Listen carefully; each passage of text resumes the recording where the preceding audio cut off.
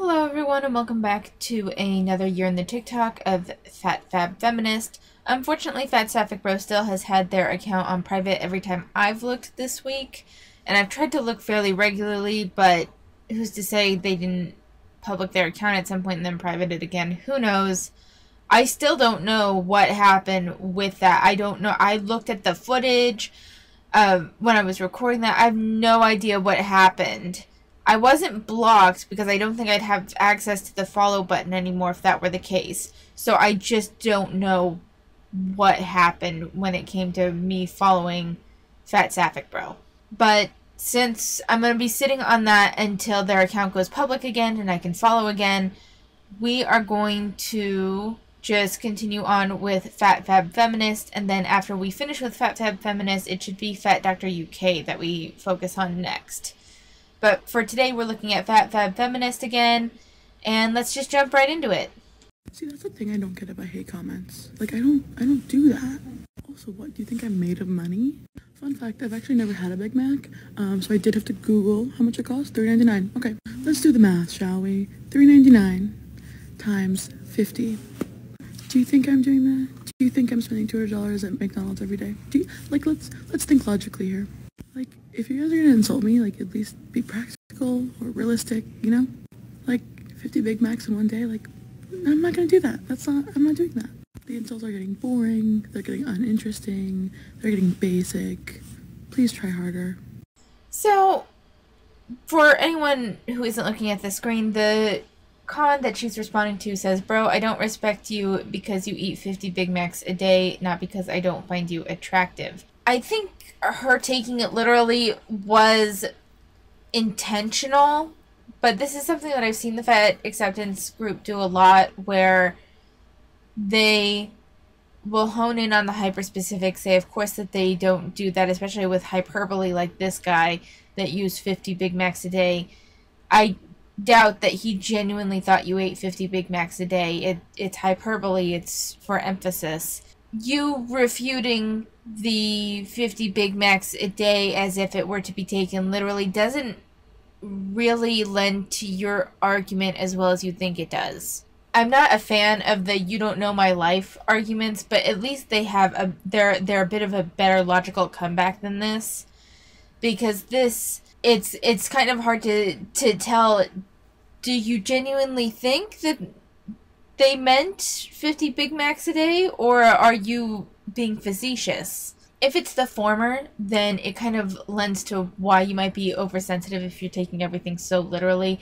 And if it's the latter, then you're being facetious against something else that wasn't meant to be taken seriously to begin with. And it doesn't look great either. I mean, it's not that it looks bad, but it doesn't look great either. It just seems something really dumb, like you shouldn't have even responded to it. But anyway, let's just continue. This video isn't hate. I need to make that very, very clear because I absolutely love the person I'm talking about. If you follow Michaela, you've seen a lot of her videos in the last few weeks have been talking about her new body size and shopping for her body and overcoming her eating disorder. And I am so proud and happy for her that she's finally learning to accept her body and coming to terms with it. That is not easy. It is not easy, especially with millions and millions of people as an audience. So I just want to commend her for that. She's been making a lot of videos about going to shop in stores and not finding clothes that fit her. She's a size 14 and has been talking about the fact that it's been really difficult for her to go into stores and find clothes that fit her in her size. And yes, I'm not discounting that at all. It is difficult to find clothes in a size 14, which it shouldn't be, because the average size for women in the United States is a size 16, 18 now. But I just wanted to bring attention to the fact that if this person, who is a size 14, is struggling to that degree to find clothing in their size, imagine what it's like for a size 28, size 20 even. And myself and other fat activists are constantly talking about the lack of accessibility to clothing, specifically fashionable clothing in our size. The fact that we are not able to go into almost any brick and mortar stores and find clothing that fits us. That we're almost exclusively relegated to shopping online. We are constantly talking about that and how difficult it is. But when we speak about it, we are met with vitriolic hate. We are met with abuse and hate comments and trolls. But when she speaks about it, she's met with an outpour of support.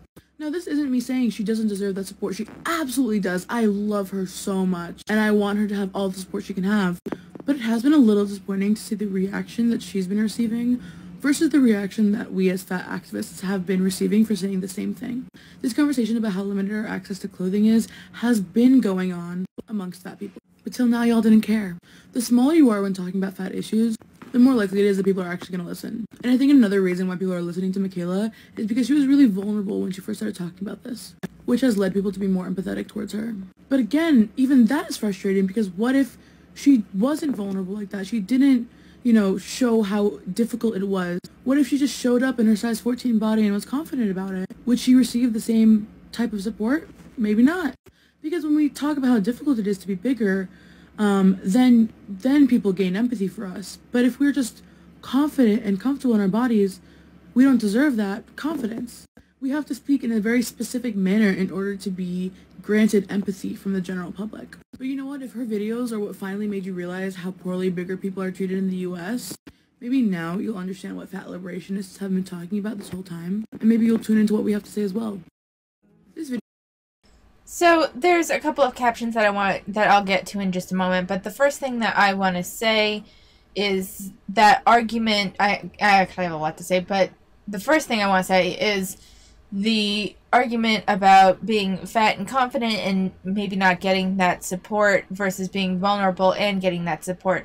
One, I think that's partially just human nature. We as humans, when we see someone struggling, when we see someone vulnerable, there is a level of protectiveness and wanting to aid that's kind of like ingrained in human behavior. So that's partially it. Two, I think that there's a difference between the vulnerability that's shown. It's more than just being vulnerable versus being confident. There is, in the vulnerability aspect that you are putting forth, she isn't making demands. I haven't seen the Michaela video, so I could be wrong on this. I want to be clear. But just from my interpretation from what FatFabFeminist has said, if she's showing vulnerability and showing how hard it is to see it, then we see it from a different lens. We see that she's not necessarily demanding clothes in her size, just how hard it is to shop for clothes in her size. And that will generate more of an empathetic feeling as to where if we see someone who, in your words, confident, but my guess is that it would probably lean a bit more towards entitled of, you should carry this, why aren't you carrying this? Then people start to get a little more frustrated and it's like no one owes you anything. So there's a difference. The line between confidence, arrogance, and entitlement is rather fine, especially in situations like this where vulnerability and entitlement are a little bit further apart, and it's easier to see the difficulty without her looking like she's demanding something. Quick notes about these captions. 3-minute video, but I just had so much to say, and I'm attempting to have a nuanced conversation on TikTok, which is a difficult task, but it's been on my mind, so I wanted to bring it up. So really hope y'all don't take this video the wrong way. I love Michaela so much and love to talk about this more with her. And then there was another one. It's especially difficult compared to previously shopping for a size small, medium body, which the whole world caters to. The larger you are, the less options are available, which is not fair. Another caption said, "This is why I have spoken about the fatness spectrum in the past, because acknowledging your privilege as a smaller fat person reminds you to keep people larger than you in mind. It's important to not only advocate for people of your size, but the sizes above you as well. Fat liberation helps free us all, but larger fat people who have always spearheaded the movement are often left out of the mainstream conversation." And then was there any more? No, so that was it. One thing I will give FatFabFeminist is she really didn't feel like she was demonizing someone, which is kind of rare to see in the fat acceptance people, where there's someone smaller saying they have a hard time finding clothes. And while she's saying, yeah, imagine how difficult it is for us, she's at least not demonizing the smaller person for it, which I will give her credit, because we've seen other fat creators in the past demonize those that are smaller for complaining about not finding access, and then centering themselves and saying, well, what about me? What about me? She does still have the what about me, but it's not as bad because she's not demonizing Michaela. As for, like, difficulty finding sizes in a 14, that kind of surprises me because I tend to hover around, I like my clothes with a slightly looser fit, so I tend to hover around between a size 12 and a size 14. In lines where the clothes run a little bit small, I can run up to 16, it just kind of depends. And granted, I am no fashionista. I only shop for clothes when absolutely necessary. I have multiple items of clothes that I wear regularly that have holes in them simply because I don't want to buy a replacement. It's not how I like to spend my money if I can at all avoid it. I really need to update a few sections of my wardrobe though, because I've been wearing the same things for years and they are not looking well anymore, and I really need to update those. Even when I go to update them, I don't necessarily have trouble finding clothes. I just don't like the whole process of trying things on, and do I like the way they look on me? Are they flattering? All that sort of stuff. I don't, and even if this concept of, you know, it's, we can't find clothes and that's not fair, there is the case though of the part of the reason why you are so big and what is because you eat so much, which will lead to a larger sizing, and most people don't eat to the extent that you do to get to that size, so your sizes aren't in demand. It's not a matter of the world catering to others, and the idea that the world will cater almost exclusively to, like, the small and medium crowd. I think medium and small, medium, large are, like, of course, the primary, like, the biggest sellers, which is why there's so many sizes available there. But when you go to look at the racks, things that are almost always missing are size medium and large. I'll often see, like, the extra larges and the extra small still available because everyone took the in the middle sizes because that is what is most common. It's not about, and this kind of comes back to, it's not about excluding fat people or demonizing fat people. It's about what sells. It's about what will address the vast majority of people. You are an outlier. And therefore, yes, you won't have as many items that fit you. I've said this before. I have wider shoulders and a slightly larger bust. And it's fucking hard to find a button-down shirt that I can wear. Most of the time, I modify it in somewhere where, like, a tank top or a camisole underneath with the first couple of buttons undone, because if I tried to button those buttons, there's puckering or gaps. And that's if I can find anything to accommodate my shoulders, because I have wide shoulders for a woman. It doesn't mean that the clothing manufacturers are excluding me because I have, you know, quote-unquote manly shoulders, and therefore they won't recognize me as a woman or something. Like, I mean, a whole argument could be made in that realm, when in reality, I just fall outside the average in terms of the width of my shoulders. I just fall outside the average. Even for someone in, like, an extra large, sometimes those shoulders are still too narrow. Even if everything else fits, even if everything else is loose, sometimes the shoulders still won't fit. And that's not the clothing companies excluding me. That's not a lack of representation for wide-shouldered women. It is simply that I fall outside the average of mass-produced clothing. The same can be said for people like FatFabFeminist who have larger sizes. Yes, you fall outside the average. You fall outside the average. Is it frustrating? Sure, but at least you have the ability to change that just by losing some weight. I can lose plenty of weight, and while my shoulders may go down some, I think losing some weight might help my shoulders, like, shrink a little bit. I don't think I'll ever be average in the width of my shoulders. That doesn't mean that it's a prejudice against me. That doesn't mean that it's, you know, a lack of accessibility for me. I mean, in the most literal sense, I guess, maybe, but it's not sinister in any way. And that applies to your weight as well. If you are so far outside of the average, it's just going to be harder to find things. This goes for height, this goes for certain body distributions and bone structures, and even your foot size could be too big and too far outside the norm, or the width of your foot. It could be hard finding shoes that fit properly. It could be, like, there's a variety of things, and a lot of people will fall in some aspect outside of the average. And FatFabFeminist has the ability to bring herself back into the average if she were to just lose some weight.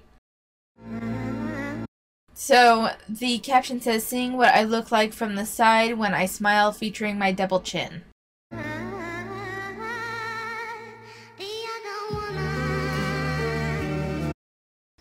And the next caption says, "I think I look beautiful and all of y'all do too. Never feel ashamed for the way you express joy, the way you laugh, the way you smile, the way you naturally show the world that you're happy. That is not something you should ever feel ashamed of." And I want to be clear, I don't have a problem with the nature of the TikTok itself. But I wanted to add this just to our long list of ones that we've seen about her addressing her double chin. I mean, it's become abundantly clear that, like, the push for, at least on her TikToks, for people to view double chins as cute or nice to look at or whatever, it clearly stems deeply from an insecurity. She is clearly deeply insecure about her double chin, because this sort of thing pops up quite a bit, and I don't know, there's a strong level of insecurity around her double chin for me that I see from her TikToks.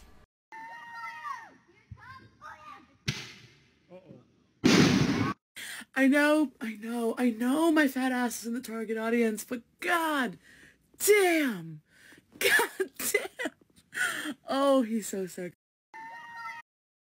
So, this is a stitch for Trevor Wagner's Reasons to Work Out TikTok, in which it says, you know, able to be healthy, and then with the big boom, it's able to throw them in bed. And Trevor Wagner, for a while, was very popular with the fat acceptance crowd.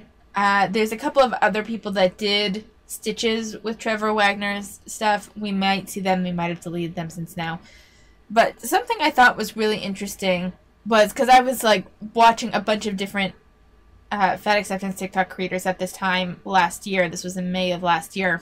And people kept stitching Trevor. Trevor is exceptionally strong and shows that he can, like, lift 600 pounds easy, like 300 pounds with one arm, that sort of thing. Like, he's very strong. And everyone was, like, all of the fat acceptance people were all over it, especially since he specifically did some that seemed to cater to, like, the women that are really overweight, really obese. And I don't know, I think that it's not that it's wrong, but I feel like it goes against everything that they say about, you know, not being conventionally attractive. Like, they don't do this with the heavier side guys that are strong.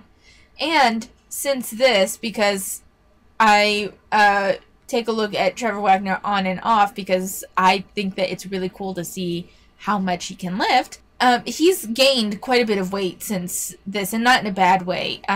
He just has been training, eating right, that sort of thing. He ended up putting on a bit more weight, and his muscles are significantly bigger now. And since he's a bit thicker now, he's been posting similar content still too, and they don't stitch him so much anymore now that he's outside of this very, like, his chest isn't as defined. He has a little bit more of a stomach. He's not chubby. I want to be clear, I'm not, like, there's no body shaming for Trevor in this. I'm just saying he's bigger and thicker now than he was this time last year. And the fat acceptance women haven't been stitching him so much anymore. And this could have been simply that the trend passed, but I can't help but wonder if, like, his weight gain, where he's not this very stereotypical attractive physique, and is a bit thicker. Like, I don't know, it's interesting to me. It's interesting that when he's outside of this very thin, muscular look, that he's not getting stitched by the fat acceptance crowd so much anymore. And it's like, if gender were reversed, you guys would have a problem with this.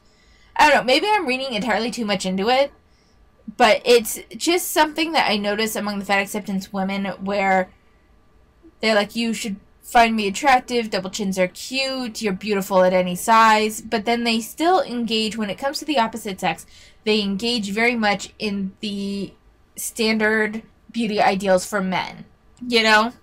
Like, they'll say, no, men can be fat shamed too, and then they'll do a couple of token things, but when it comes to engaging in stuff, and engaging, most importantly, in what they're attracted to, they still go with the stereotypical beauty ideal for men.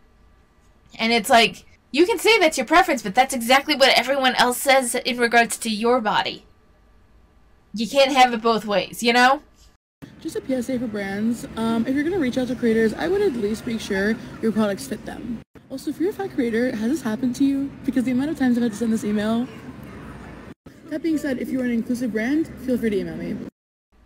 So, the email that they sent back to whoever this was says, thank you for reaching out. I absolutely would love to work with you all. However, blank does not carry my size. While I appreciate the strides this brand has already made in standard size, I think, inclusivity, I hope you'll continue expanding your size range. I am a size 28 or a 4X, 5X.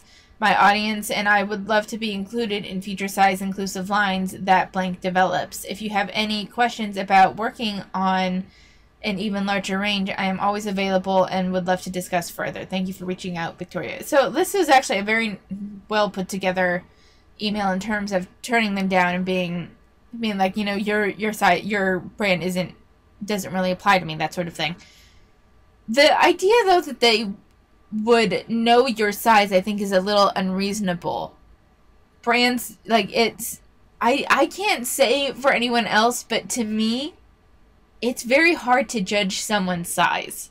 I know my size, and that can even range quite a bit based on the clothing line. So to expect brands to know your size, like, I think is a bit unreasonable, unless you have it posted somewhere and I just missed it. I don't know. I just think it's a little unreasonable. Boys at school never look at me.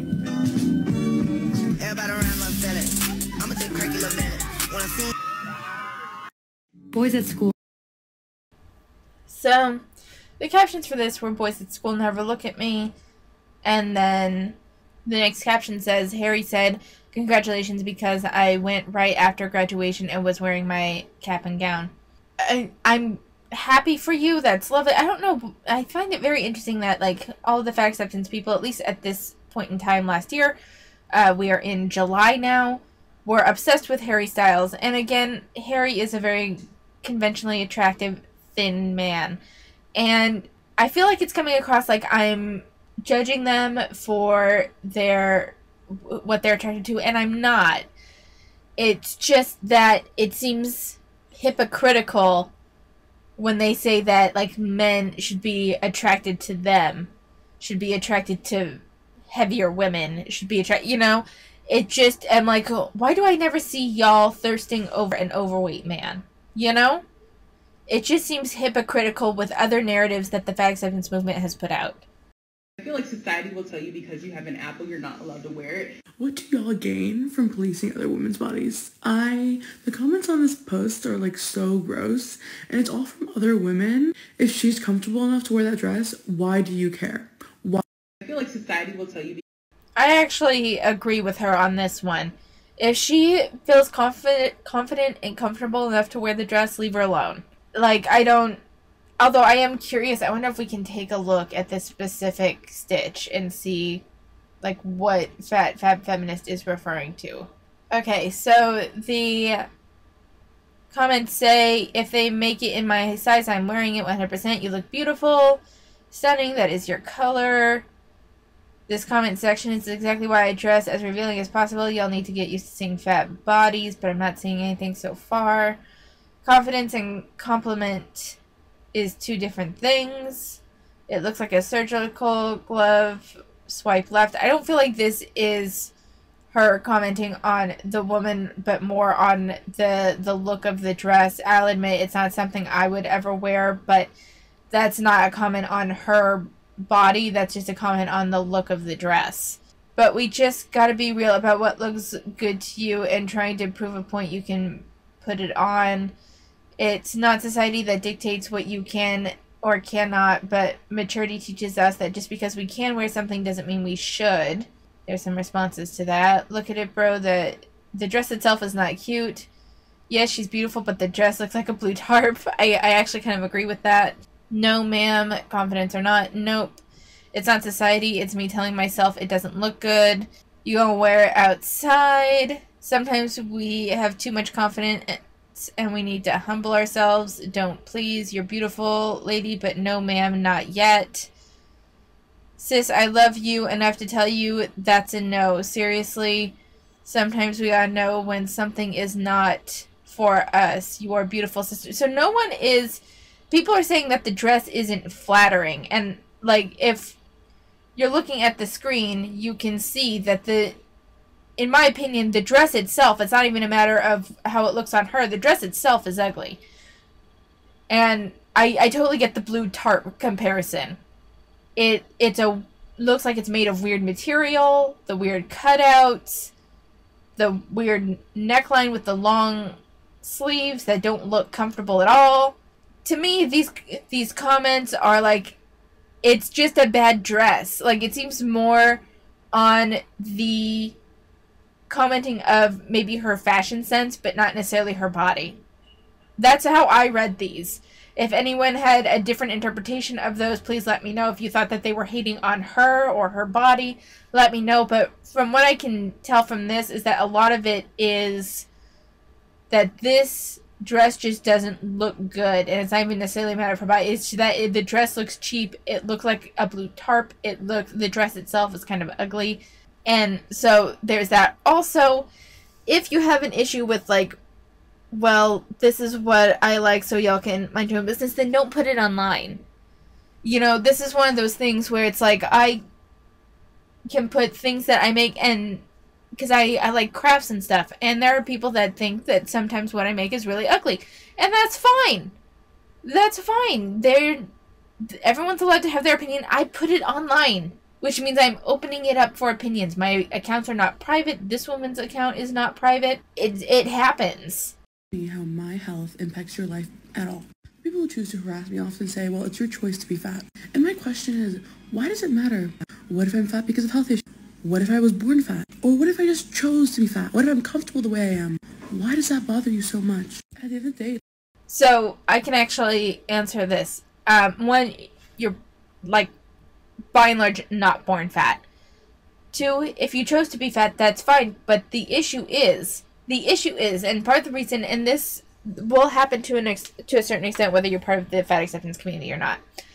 But I think it happens to FatFabFeminist more because she pushes for people to find things like double chins attractive, or to find beauty in fat people when other people may not find that beauty. That doesn't make any harassment towards fat people okay, but part of the reason why I think, in particular, that people have opinions over your health and how you look is because you try to force other people to have opinions that they don't have because you find it offensive. You know, it's the, you know, you should find double chins attractive. People are, I don't know, like the whole Universal Studio thing that we saw with this perception that fat people are continually harassed and persecuted everywhere they go. And while I'm sure that harassment towards fat people does happen, I don't think it happens as often as the perceived rejection happens. And what I mean by that is I think that she, in particular, who seems to be like a very sensitive person, who seems to have a lot of insecurities that she externalizes, So rather than acknowledging that it comes from within, that she's very hypersensitive to perceive rejection based on these certain traits that she has, that instead she externalizes it and attributes thought crimes essentially to other people because of her insecurity. And people get frustrated with that and then legitimately have issues with her and her rhetoric, and then will overgeneralize that, or sometimes just to be assholes, to hone in on her weight because she was the one that opened up that conversation to begin with. And I don't know. I think to a certain extent when you put out a bunch of fat acceptance content, you are inviting discourse. And through discourse, lower forms of discourse like ad hominem attacks. Like it's not right, but there is an interaction going on here, whether she wants to acknowledge it or not. And she is a contributor to that interaction. I've decided I'm no longer allowing people to make me feel bad about my body ever again. So I'm currently in Bulgaria. I'm going to get a massage. And Bulgarians, they don't have a filter. And they all love to talk about your body, you know? So I'm going to get a massage. And the lady, the first thing she asked me is, so have you been fat since birth? Or I was like, yeah, yes, I have. Thank you for asking. And we've been making small talk. And then she asks, like, do you not want to lose weight? Is that it? And obviously she is digging into my skin, massaging me right now, so I can't like exactly even leave to avoid the situation. And so I'm obviously uncomfortable because there is someone touching my body actively while talking to me about it in a negative way. And in that moment, I decided I didn't want to be the uncomfortable one. I wanted to make her uncomfortable. And I said, yeah, when I was younger, I did want to lose weight. I would go on diets and then I would gain it all back and then some. And I told her I decided that I didn't want to spend the rest of my life trying to lose weight and living with the purpose of being thin. And I said since I stopped trying to lose weight, I have been more confident and happy with my body than I ever had been before. So then she switched topics almost immediately. I've decided... I don't know Bulgarian culture, but from what I've seen from other cultures that aren't the US especially, but also sometimes like England and that sort of thing, is that there is less sensitivity about protecting the feelings of those who are fat. And it's considered, like, I think a more neutral form of conversation a lot of the time, or at the very least, talking with the fat person about their weight is not seen as taboo the way it is in, like, the US. And I think the switching topics wasn't so much that she felt ashamed or anything, or whatever FatFabFeminist is insinuating here. But from your general demeanor and tone, maybe she realized she stepped on a bit of a landmine, and she is providing a service and she does want a tip. So, or maybe, I don't know if they tip masseuses in Bulgaria, but she realized that she stepped on a landmine, so she switched topics to make the customer more comfortable. This, I don't, like, if you want to see it as an attack, you can. I think there is something to be said about the differences in the way other cultures that don't have massive obesity issues, the way the US does, will approach someone who is morbidly obese. There is a cultural element here that I feel like FatFabFeminist is ignoring. Funny. But not funny haha. Funny see a therapist. So the caption says, when I talk about my experience with systemic fat phobia as a fat person, and thin people feel the need to bring up that they get bullied too.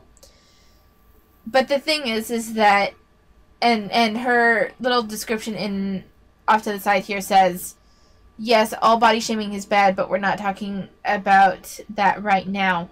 And this is the issue that I have with the concept of systemic fat oppression. I believe that fat people get harassed. I do. I believe that fat people get bullied. And I think that those are wrong things. The idea of systemic fat oppression is something that I struggle with because it feels like it is borrowing from, like, Black Lives Matter or the disability rights sort of movements.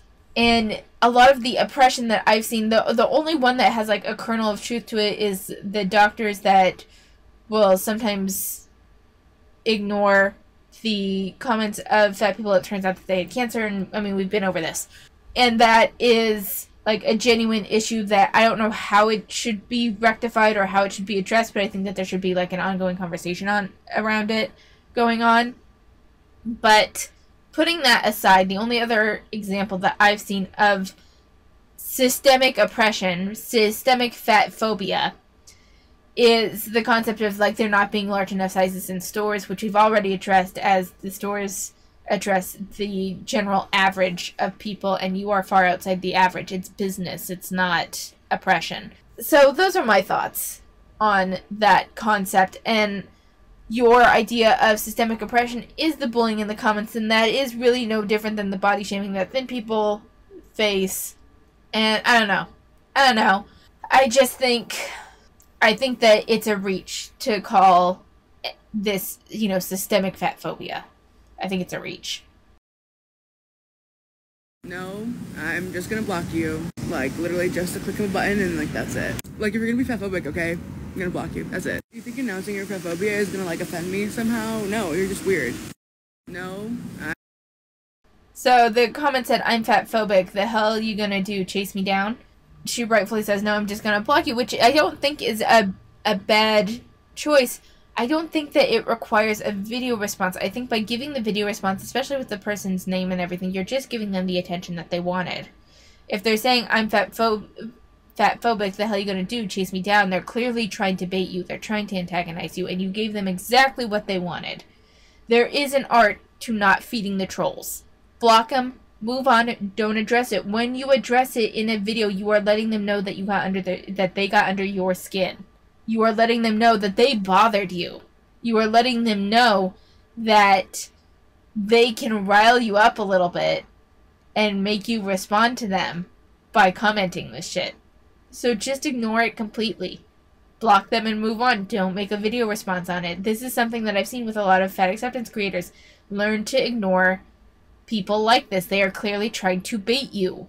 He's a 10, but he's homophobic or shows signs of internalized homophobia, biphobia. then he's simply not an option. Never mind the fact that I'm queer myself, but something I think a lot of people don't realize is that all oppression is linked, meaning all bigotry is also linked. If a person has any form of prejudice against another group of people, chances are they also hold similar opinions for other groups as well. Meaning, if he's homophobic, biphobic, transphobic, he's also likely fatphobic, racist, ableist, and misogynistic. And not that harm should affect you personally for you to care about it, but it will. It will affect you personally. If you're a woman dating a misogynistic man, it is only a matter of time that those opinions start impacting you. Hateful ideas do not exist in a vacuum.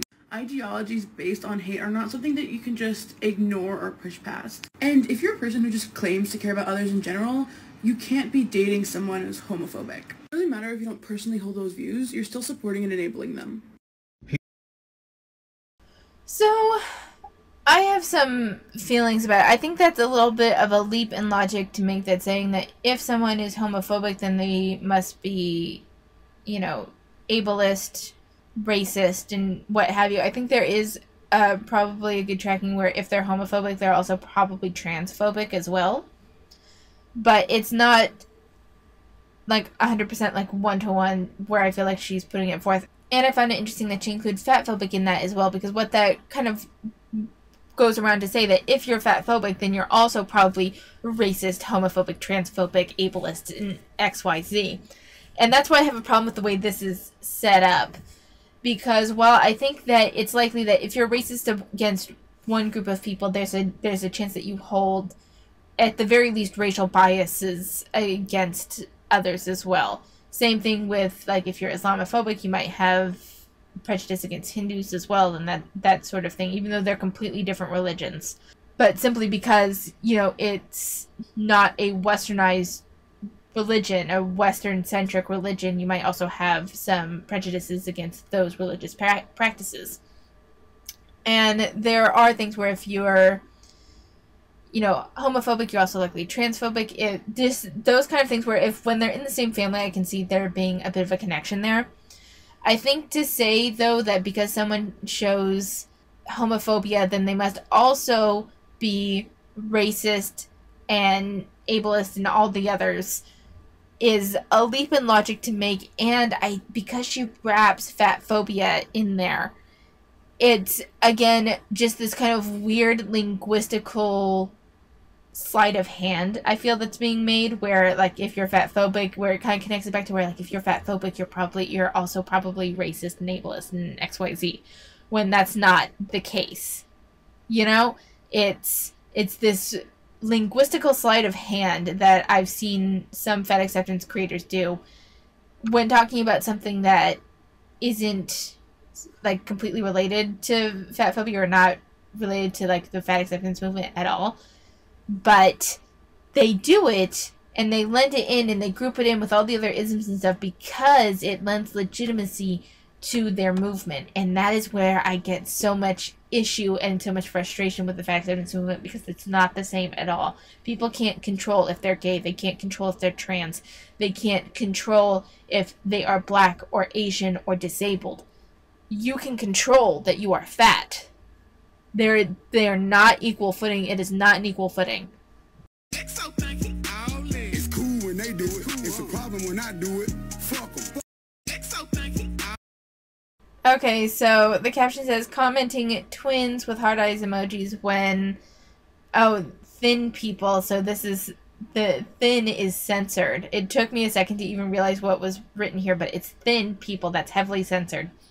Participate in fat phobic trends where they complain about how fat they are. And this commenting twins thing specifically to get under their skin, it's just like you realize that you're bullying, right? You realize that you are behaving in a harassing way, the way other people harass you. Like, you do it with the intent to emotionally harm someone. That is your goal.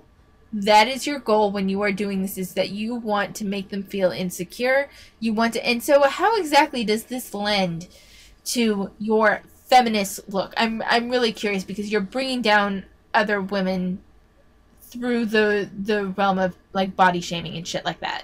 And, like, it's not cool regardless for you to justify that, you know, people, they don't necessarily get so much hate when they do it, but I get hate when I do it. Like, that is so not.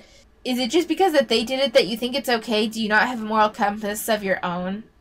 Do you not have an idea of your own of what is morally right for you to do, and do you not behave to that internalized moral standard? Like, this is, we're not even talking about society. Like, you can hold your own moral standard. There are some things that I consider just perfectly fine that general society probably views this as immoral, and I just don't give a fuck, because I'm like, that doesn't, I have my own moral compass.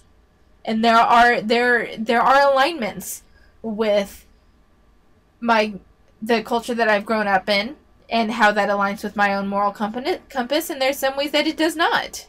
But you can still decide for yourself. Let's talk about comments like this, because I am so tired of having my response to fat phobia policed by non-fat people. Why is it that every time a marginalized person responds with the same energy that is used towards them, we're the ones who are in the wrong? We are constantly met with weird and dehumanizing remarks, and if we respond to them, then somehow it's our fault. Yet I don't see y'all defending us. I don't see y'all responding the right way in their comments, telling them that what they said was incorrect. No. We're the ones who have to defend ourselves constantly. So if you make an inappropriate remark towards a fat person, then yeah, I'm gonna respond, and I might not be nice about it. That's a luxury I...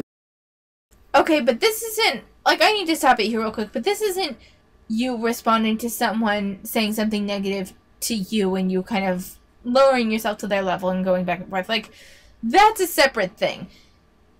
You going to someone's TikTok that has absolutely no relation to you. They're not stitching you. They're not doing anything. And you putting twins because you don't like the trend that they're participating in. That is you being an asshole. That's not you defending yourself. Let's be very clear on that. That's not you defending yourself. That's you being an asshole because you felt victimized by someone else. And so you want to turn around and perpetuate that toxic cycle of harm, of emotional harm, because you feel like you need to get yours. You feel like you need to get your emotional revenge on someone who probably didn't even hurt you and is just participating in a trend that you don't like. There's a very big difference between that and you being rude or even body shaming someone in the comments that body shamed you to begin with. That's a bit of a more of a moral gray area for me, because I do place some weight over who started the initial confrontation. So if a troll comes and you are engaging with that troll, I think that's ill-advised, but I don't necessarily think it's morally wrong. You going on someone, like we saw with Feminist Landwhale, just going on someone's TikTok who you just didn't like the way the trend that they were doing, and you'll comment twins with hard eyes to make them insecure and to harass them more or less because you didn't like that they're thin and they're doing this trend. That's you being an asshole. That's not you defending yourself. I wasn't given. You are policing the wrong person. You're judging the wrong person. I can get on this app and speak until I'm blue in the face about fat liberation, fat phobia, and educate people in the right way. But it doesn't matter. People like him don't care about that. The way that I respond to fat phobia is absolutely none of your business. If it's none of their business, then get off social media and private your account. No, that's absolute bullshit. The way I respond to fat phobia is none of your business. The fuck it's not. The fuck it's not. You're putting it on social media. You're putting it out in public view for other people to see. You posted that last TikTok as a way to gain acknowledgement and accolades for what you're doing, or at least some justification for what you're doing, and you didn't get what you wanted, so now your response is to say, well, it's none of your business. The fuck it's not, then don't put it up. If it's none of our business, if for something to truly be none of our business, then it has to be something that only you can observe within yourself. The minute that you are commenting on someone else's profile and someone else responds to that comment, yes, it is their business because you put it out on public viewing. You put that TikTok on your page where that is open to public view for anyone to follow, for anyone to look at. And you don't put this stuff up for no reason. You put this up to get either encouragement for the behavior that you just enacted, or for validation for what your actions were. And then when you don't get it, you're like, it's none of your business. The fuck it's not. Like, if you don't want it to be anyone's business, then don't post about it. And I want to be a little clear about something. I'm not saying that it is 100% my business, because ultimately I don't care that much to try to have a full conversation with her. But when she puts it out and puts it on TikTok, I'm allowed to cover it and I am allowed to criticize her for it. Like, it's not a matter of even not being my business at this point. You have put it out there. It is no different than putting an opinion piece out there that other people can respond to. If you do not want people to respond to your opinions and your actions, then private your account. A lot of the times I get questions about how I have, as a fat person, become so confident in myself. Living in a society that says that fat people don't deserve to love themselves and don't deserve to exist in the bodies that they do, loving yourself isn't easy. And I can give you a whole list of reasons of why I like myself and what I did. But really, you want to know what happened? I watched my Mad Fat Diary. And I'm going to show you the scene that helped me fix my relationship with my body. This scene. Hardly anyone likes looking in a mirror.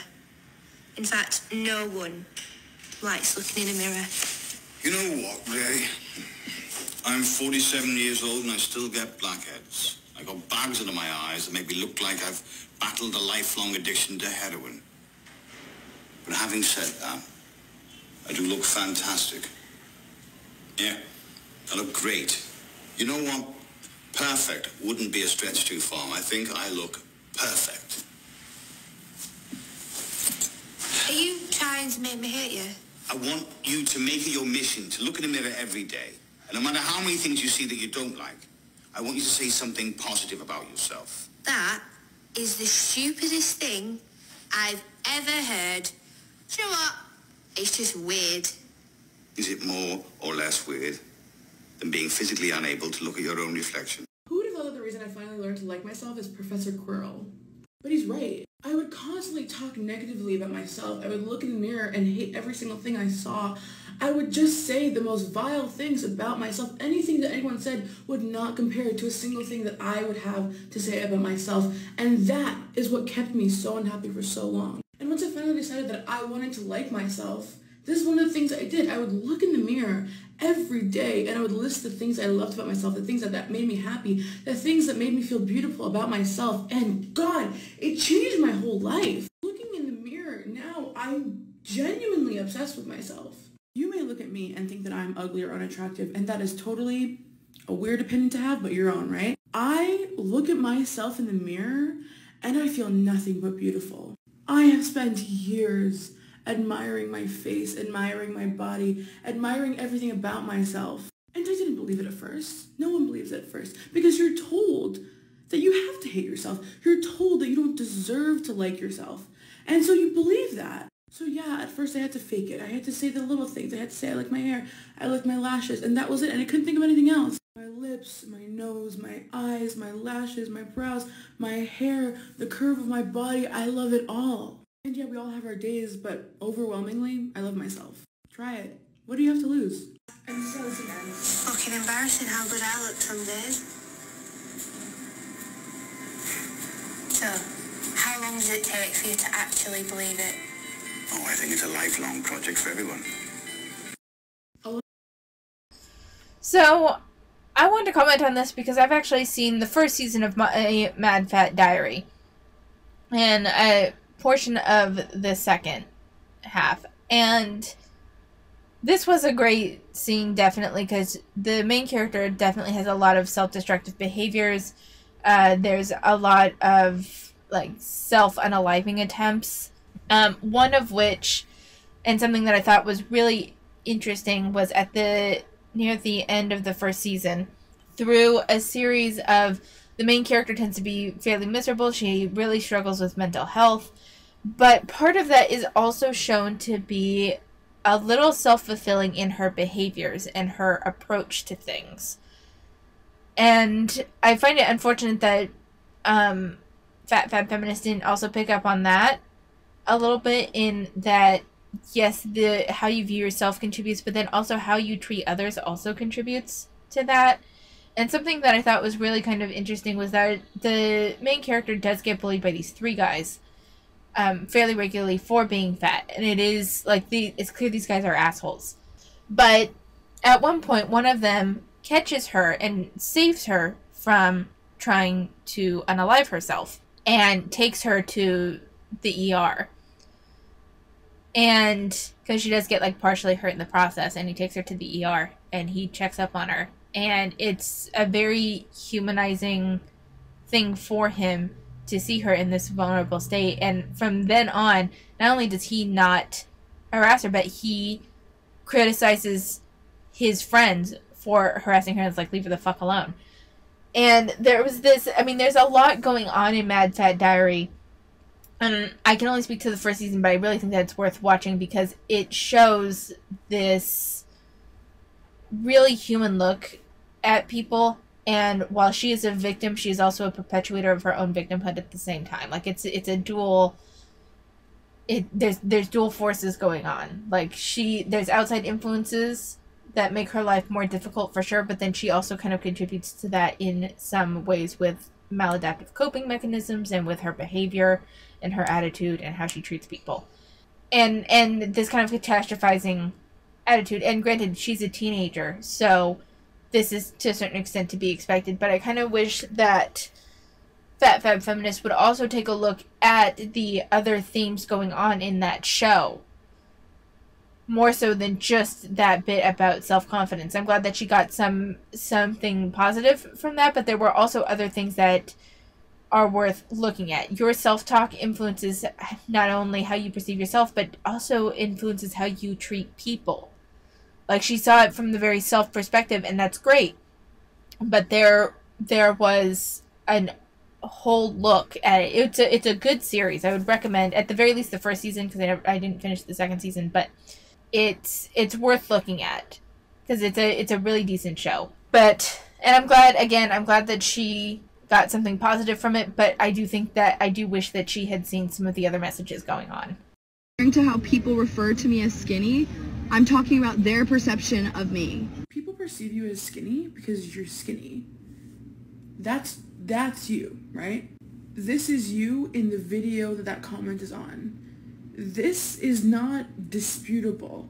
you are skinny. I'm not here to comment on your body image issues because it's something that many of us struggle with. Your own personal issues with your body do not change the way that people perceive you. Even if you don't feel skinny, the way that you move throughout the world is in a thin body. If I decided I'm not fat and I just was skinny, that wouldn't change the way people treated me. It wouldn't change the way people saw me.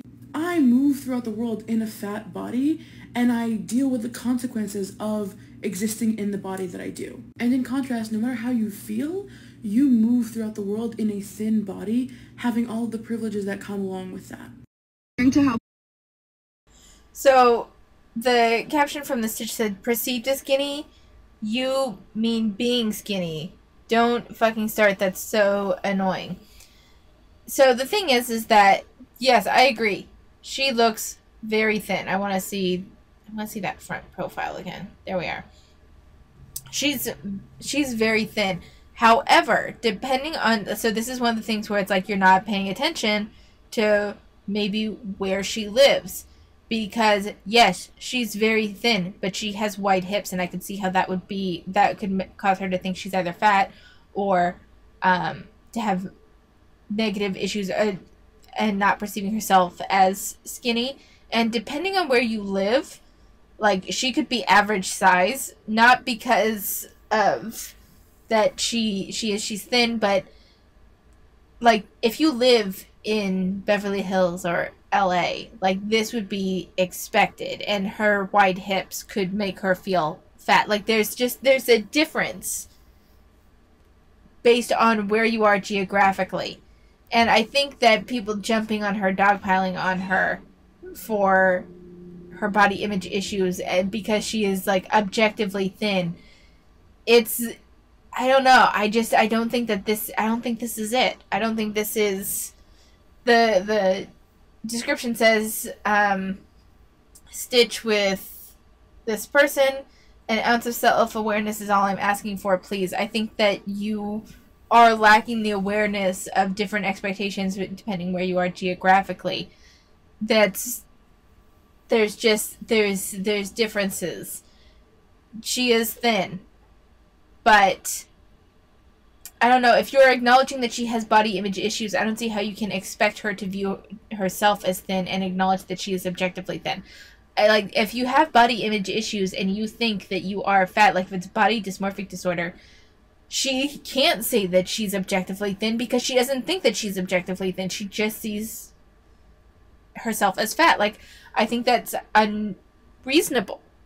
Like, I don't know. I just think that I think it's unfair. But I'm curious about your opinions on this because maybe I'm being overly charitable. I don't know. So Britney Spears just posted this, and I gotta say, I am really disappointed. I'm a big fan. I know she has gone through so much, but it really sucks when someone is struggling and they feel the need to take out their insecurities and frustrations on other people. What she went through was not okay, and I deeply empathize with her. That being said, she uses this post to talk about her insecurities, and this speaks to the deeper issue of a trend that I see quite often where thin people, when talking about their own personal issues with their body, they feel the need to put fat people down. Fat people are the butt of the joke, or, at least they don't look like them. And we're just collateral damage. But I promise you all, there are ways to talk about your own body image issues without shitting on fat people. I don't know, that's just sucked to see. So Britney Spears just posted this.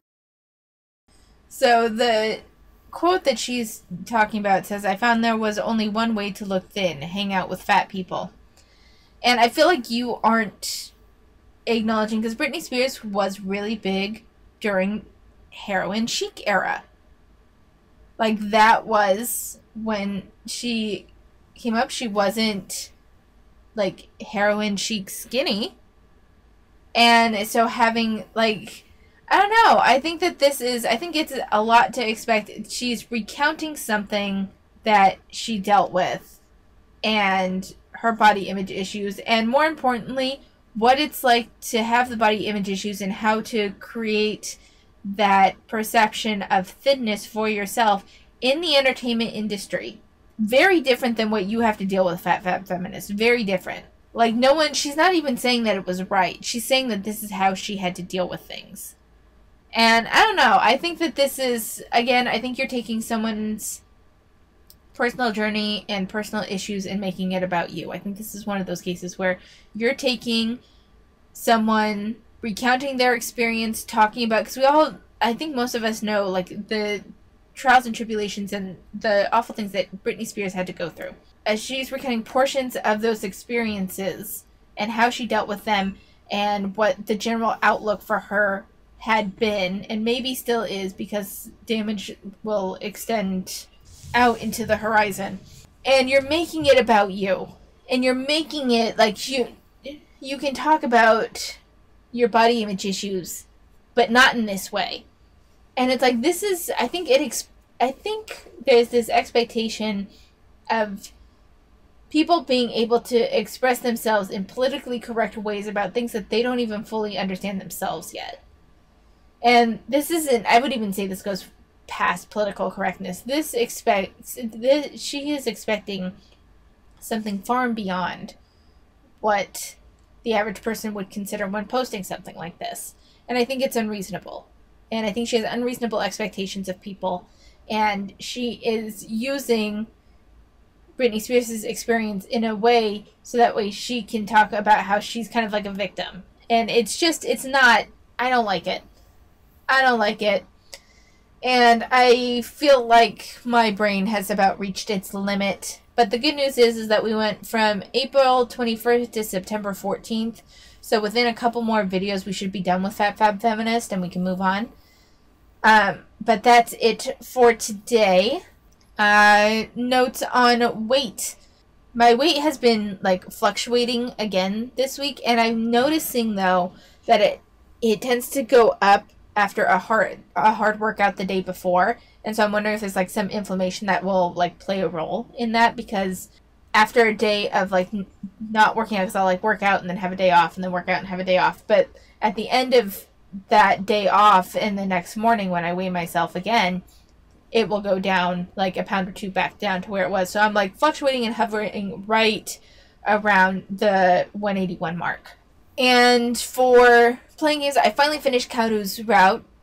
It was meh, but I'm finally on Monsieur, and I'm going to try to work on that. My spring break is this week, so I'm going to be enjoying that. I'm baking a lot of bread. I have 3 classes lined up, like art, like just fun art classes. And unfortunately, I do have homework that I have to do, but I'm going to try to like phone it in and just finish it fast. Something that I want to note about around work is, does anyone have like a supervisor that seems to be stressed out, and then when they get stressed out they like nitpick and micromanage you? Because that's what I feel like is happening right now. Like, I'm trying very hard not to take it personal, but at the same time I'm getting really frustrated. And I'm glad that I have this week off and that they have this week off, so that way maybe they'll come back and they won't be as stressed and they had some time to decompress, because it's like I'm trying to get other things done and you're limiting my ability to do my job over micromanaging me and not handling the things that you said you would handle, but then not letting me handle those things either. So it's, and then criticizing me left, right, and center for anything that goes wrong. Like, it's just, I'm trying not to get super frustrated, especially since this person is also active with what I'm doing for my school right now, because you have to have a mentor for what I'm doing for my credential. And my supervisor is my mentor, signed off on it, and then immediately like blocked me from being able to do things that would help me fulfill this, which is very frustrating. I know them well enough to know that this is, by and large, probably not personal. It's probably not directed towards me. They just don't handle stress and burnout well, and they tend to handle stress in particular by trying to control me, because I'm kind of like, I'm underneath them, and so they can kind of dictate what, and I just think that it's a so they can feel like they have some control in their lives or something. So I'm trying very hard not to be angry with them, and I'm trying not to take it personal, but it's very frustrating. Other than that, not much to say. I'm going to be cleaning. I'm going to be working on some fun stuff. And that's kind of my goal for this week, is just to have fun, have a fulfilling week off, and yeah. So that's all. And if I have a chance to upload them and stuff, I already baked some loaves of bread, so you might see a couple on this, or I'll just use pictures of cats or my dog. But anyway, I think that's about it for today. Thank you for watching, and I will see you next time.